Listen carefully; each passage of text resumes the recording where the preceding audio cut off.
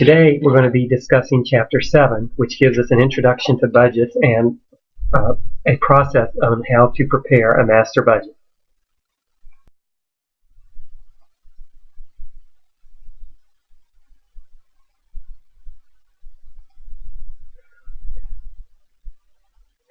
Once we've finished with this chapter, we'll have talked about numerous topics related to budgeting, which will include how budgets facilitate planning and coordination, the possible human relations problems caused by budgets, potentially dysfunctional incentives in the budgeting process,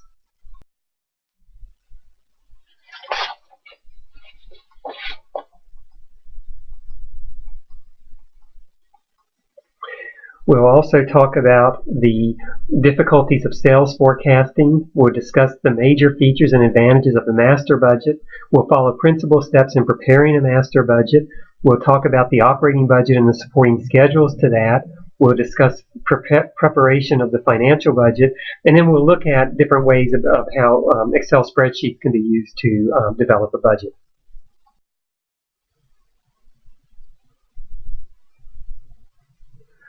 A budget is a quantitative expression of a plan of action that imposes the formal structure of an organization. Managers use budgeting as an effective cost management tool. Budgets facilitate planning and coordination.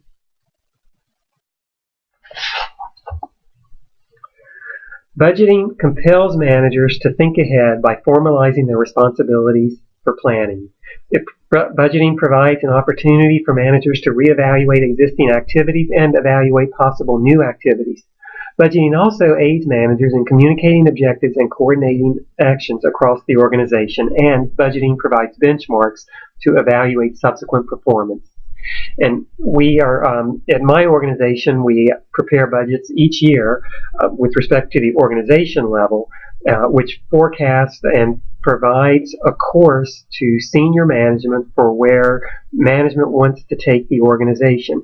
And then throughout the year we compare our actual performance to that budget, and if we're off budget we need to understand why, and that's off in a good way or off in a bad way. Understand why, and if we're off in a bad way, then what are we going to do to correct for it, if anything? Or do we need to start managing expectations that we aren't going to meet budget? And if we're off in a good way, do we need to understand, or we need to understand why that's the case as well, so that when we're drawing up and drafting the budget for the next year, we can have realistic expectations at that point in time as well. So there are a lot of benefits and advantages to budgeting. Obviously, one of the disadvantages is that it takes a lot of time. For us, it takes literally it's an integrated, interactive, iterative process that takes literally months and months of work to do. Requires a great deal of coordination, and all of that's good because it also establishes a lot of buy-in and shared responsibility for meeting budget targets.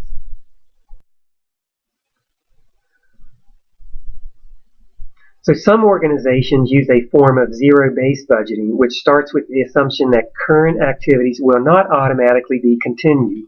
The term zero-base comes from the fundamental assumption that the budget for every activity starts at zero. The advantage of this zero-base system is that managers reevaluate all activities in each new budget, and that reevaluation includes considering whether existing activities should be continued. So essentially what we're doing is starting from the bottom 0 point and reevaluating and reassessing both the necessity of all of our activities and the actual or the estimated cost of all of those activities, without relying principally on what happened in prior years.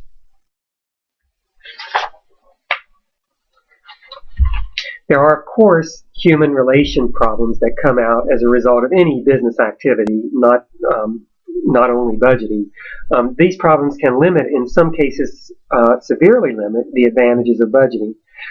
These, such as low levels of participation in the budget process and lack of acceptance of responsibility for the final budget, incentives to lie and cheat in the budget process, and difficulties in obtaining accurate sales forecasts. And all of these need to be taken into account, and the budget process needs to recognize that these can happen, and there need to be mechanisms in place to counter them. The main focus affecting budget acceptance are the perceived attitude of top management, the level of participation in the budget process, and the degree of alignment between the budget and other performance goals. An environment where there is a two-way flow of information reduces negative attitudes. Budgets created with the active participation of all effective employees, and we refer to this as participative budgeting, are generally more effective than budgets imposed on subordinates.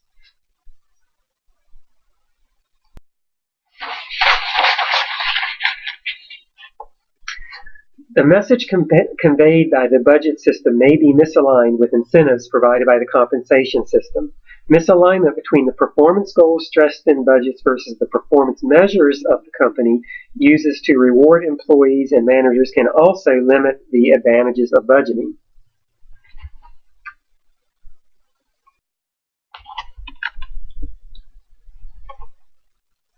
And so effective budgets provide targets for managers and motivate them to achieve the organization's objectives. However, misuse of budgets can lead to undesirable incentives. Those are such as incentives to lie and cheat.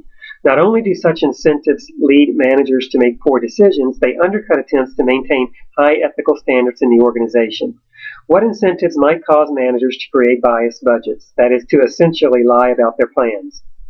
Managers may want to increase the resources allocated to their department, such as space, equipment, or personnel, and larger budgets may justify such allocations. Why would managers want more resources?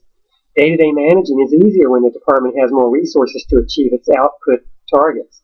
Further, it is common for managers of larger units with more resources to have higher pay, higher status, and greater prospects for promotion. Recognizing these incentives allow organizations to implement budgets in a way that minimizes bias. For example, when employees understand, accept, and participate in the budget process, they are less likely to introduce biased information. Also, decision makers can be aware of expected bias when they make budget decisions based on budgeted information. When organizations use budget as a target for performance evaluations, managers have additional incentives to lie. Managers have incentives to create budgetary slack or budget padding, that is, overstate their budgeted costs or understate their budgeted revenues to create a budget target that is easier to achieve. Budgetary slack also helps buffer managers from budget cuts imposed by higher level management and provides protection against cost increases or revenue shortfalls due to unforeseen events. And one more complication, obviously, is that managerial bonuses may be based on making budget.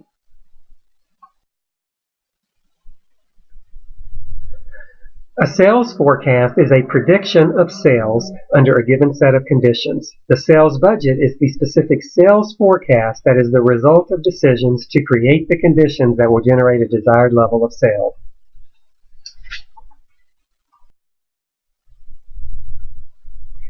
And so what are some factors to consider when forecasting sales? Past patterns of sales, such as past experience combined with detailed past sales by product line, geographic region, and type of customers, can help predict future sales.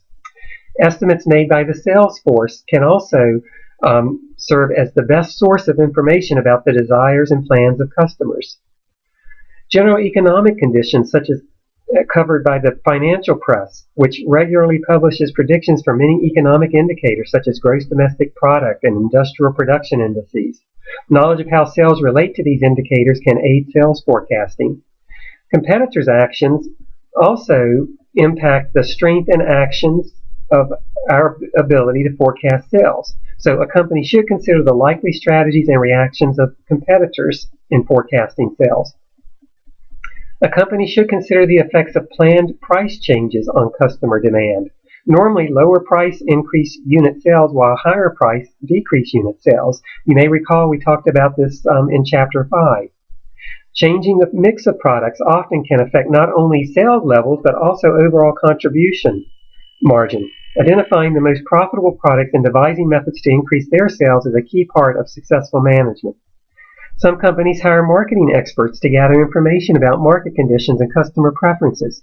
Such information is useful to managers making sales forecasts and product mix decisions. And finally, advertising and other promotional costs affect sales level. A sales forecast should be based on anticipated effects of promotional activities.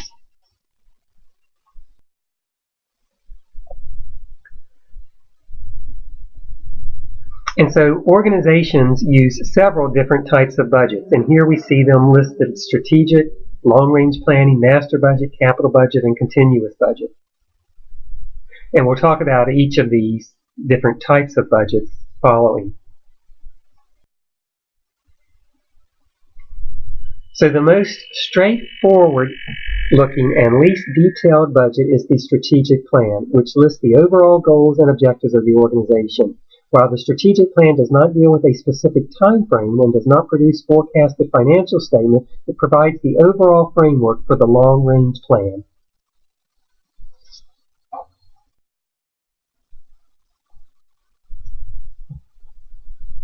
Long-range plans typically produce forecasted financial statements for 5 to 10-year periods, although this is increasingly becoming less and less in length because of the dynamic state of the market.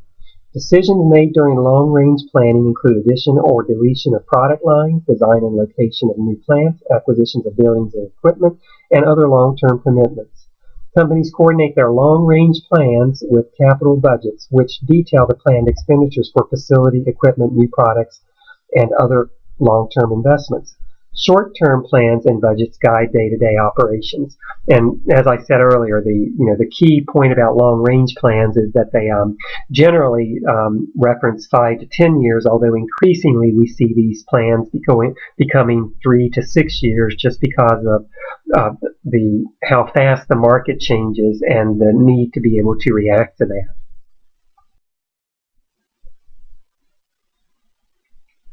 And so the master budget is a detailed and comprehensive analysis of the first year of the long-range plan. It quantifies targets for sales, purchases, production, distribution, and financing in the form of forecasted financial statements and supporting operational schedules.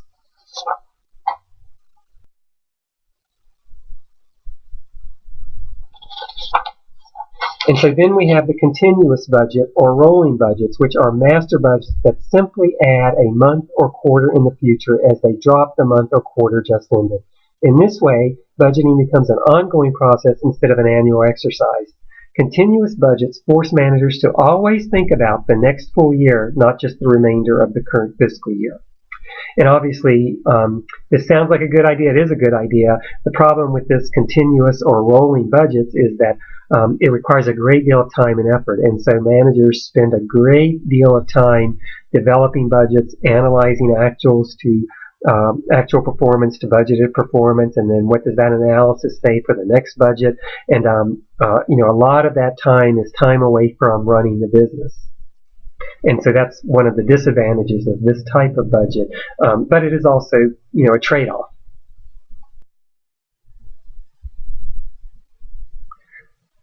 So the two major parts of a master budget are the operating budget and the financial budget. The operating budget, sometimes called the profit plan, focuses on the income statement and its supporting schedules, or in an organization with no sales revenue, on budgeted expenses and supporting schedules.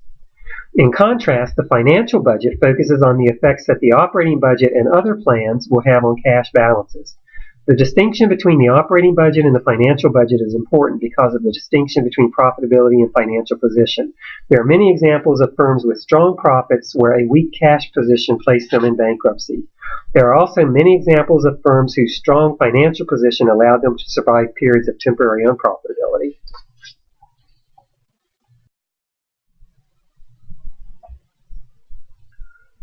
And so the principal steps in preparing the master budget are as follows: preparing the supporting budgets and schedules, developing and preparing the operating budget, and then developing and preparing the financial budget, all of which we just talked about.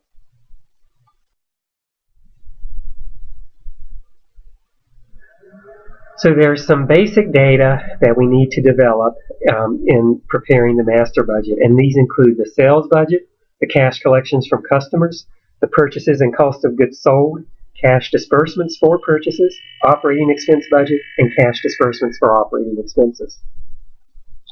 And so each of these basic data, generally through the form of schedules, needs to be prepared and accumulated as the first step.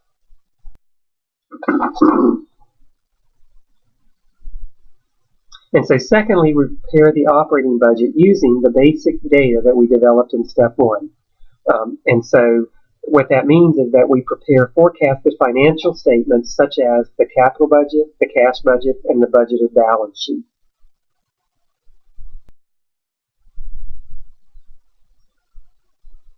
The sales budget is the starting point for budgeting because planned inventory level, purchases, and operating expenses all depend on the expected level of sales. Schedule B uses the sales budget to plan when the company will collect cash. In turn, we will use this schedule to prepare the cash budget in step 3. Cash collections from customers include the current month's cash sales plus collection of the previous month's credit sales. The elements of the purchases budget are tied together by a simple intuitive identity that ignores minor complications such as returns and defects, but relates the fundamental uses of inventory to the sources. Inventory is either sold or else carried over to the next period as ending inventory. Inventory comes from either beginning inventory or purchases. Month-to-month changes in sales volume and other cost driver activities directly influence many operating expenses. Examples of expenses driven by sales volume include sales commission and delivery expenses. These are not included in miscellaneous expenses.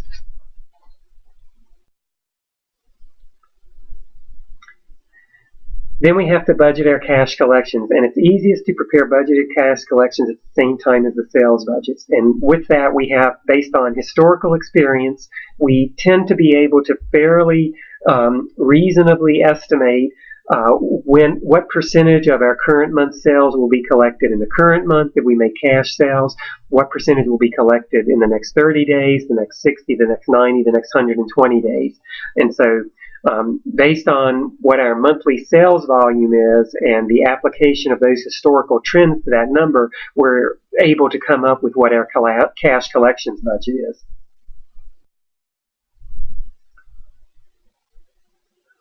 Budgeted cost of goods sold by multiplying the cost of merchandise sold by budgeted sales. The total merchandise needed is the sum of the budgeted cost of goods sold plus the desired ending inventory. And so here what we're doing is, again, we know how much our cost of goods sold is as a percentage of total sales. We've budgeted what we expect our total sales to be so we can determine what it's going to cost us as far as cost of goods sold to generate those sales. And then we know what our credit terms with our suppliers are, so we can, based on that, then we can estimate the amount of cash outflow that we have each month over the next budgeting cycle to get to a cash disbursements budget. So we've budgeted sales, we budgeted cost of sales, we budgeted cash flow, and we budgeted cash flow, both inflow and outflow. Finally, we compute required purchases by subtracting beginning inventory from the total merchandise needed.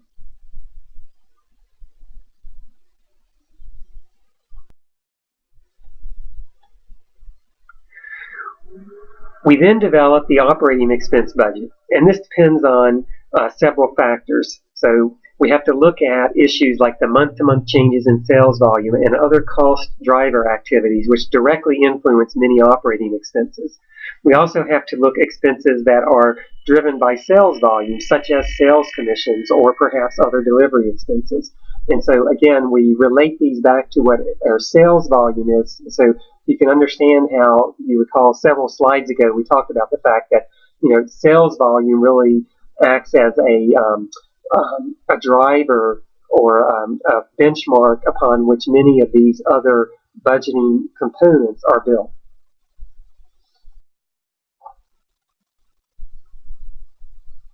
And so here we see just a couple of examples of expenses that would be included in the operating expense budget, such as rent or insurance, depreciation, or salaries.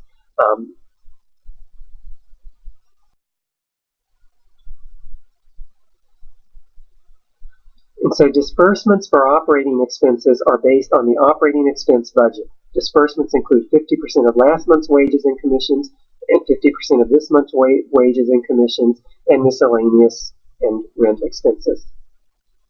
And so there are various different ways to calculate operating expense disbursements. Since in some instances We may pay, for instance, with respect to insurance, we may pay for a full year's insurance in advance. And so while that might be or amortized expense out monthly over the next 12 months as a disbursement or a cash outflow, it only occurs once that year. Versus operating expense salaries, which may occur biweekly or monthly or weekly.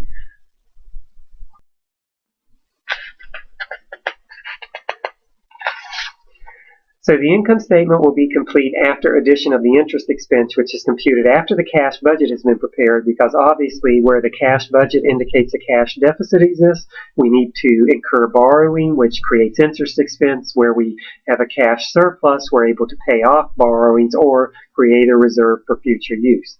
Budgeted income from operations is often a benchmark for judging management performance. And sometimes this benchmark and meeting this benchmark becomes so overwhelmingly important that it causes us to do things that may create these ethical conflicts that you may recall we talked about in Chapter 1.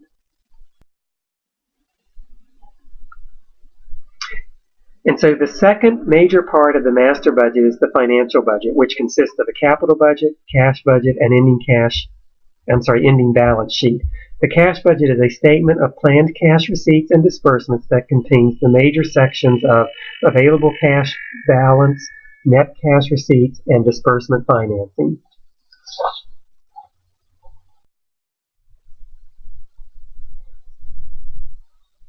And so cash receipts depend on collections from customers' accounts receivable, obviously, from cash sales to the extent that we have cash sales, and on other operating income sources.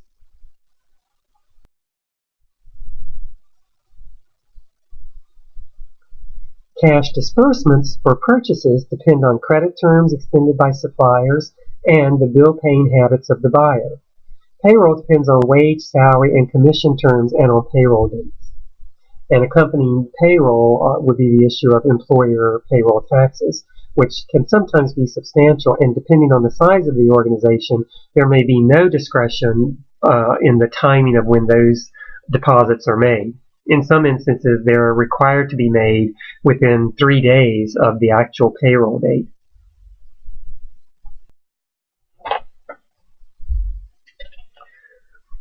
Disbursements for some costs and expenses depend on contractual terms for installment payments, mortgage payments, rents, leases, and miscellaneous items. Other disbursements include outlays for fixed assets, long-term investments, dividends, and other examples.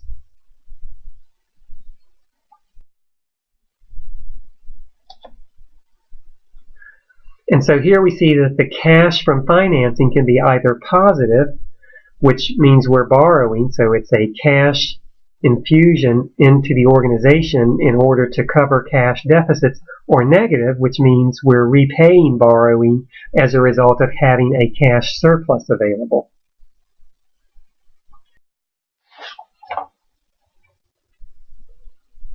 And so the final step in preparing the master budget is to construct the budgeted balance sheet that projects each balance sheet item in accordance with the business plan.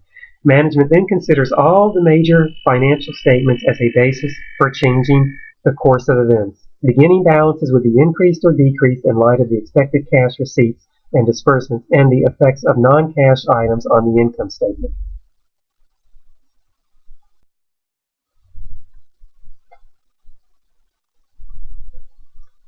The master budget is an important management tool for evaluating and revising strategy. For example, the initial formulation of the budgeted financial statements may prompt management to consider new sales strategies to generate more demand. Alternatively, management may explore the effects of various adjustments in the timing of cash receipts and disbursements. The large cash deficiency in April, for example, may lead to an emphasis on cash sales or attempt to speed up collection of accounts receivable. In any event, the first draft of the master budget is rarely the final draft.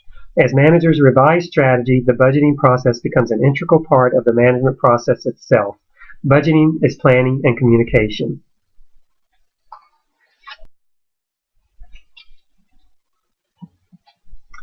Functional budgeting focuses on preparing budgets by function, such as production, selling, and administrative support. Organizations that have implemented activity-based cost accounting systems often use these systems as a vehicle to prepare activity-based budgeting, budgets that focus on the budgeted cost of activities required to produce and sell products and services.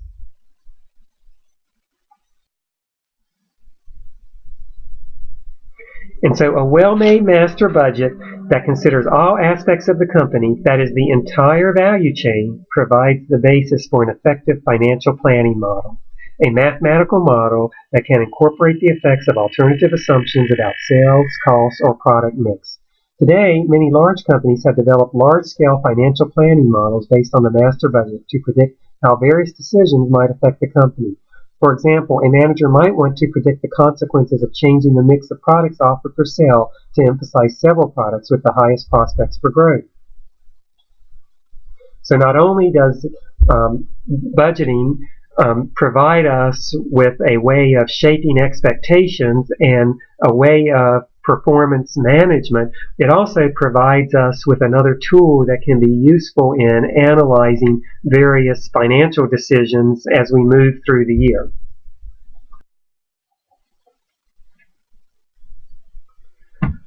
And so spreadsheet software is an extremely powerful and flexible tool for budgeting. An obvious example of a spreadsheet is that arithmetic errors are virtually non-existent. The real value of spreadsheets, however, is that they can be used to make a mathematical model of the organization. At a very low cost, this model can be applied with a variety of assumptions that reflect possible changes in expected sales, cost drivers, cost functions, and so on. The objective of the appendix to the chapter is to illustrate how the spreadsheet model works with respect to sensitivity analysis. And most organizations use spreadsheets, Excel spreadsheets, and perhaps supplemented by Access database modeling in order to come up with their budgets. A lot of the enterprise-wide information systems offer very robust budgeting tools that can be used that are really meant to integrate budgets from multiple functional areas that use the enterprise-wide application. The only problem with these are that they generally require a great deal of setup and configuration and maintenance, which is kind of a drawback or the downside to those versus, the more simplistic approach and tool using something like Excel. And so this concludes Chapter 7.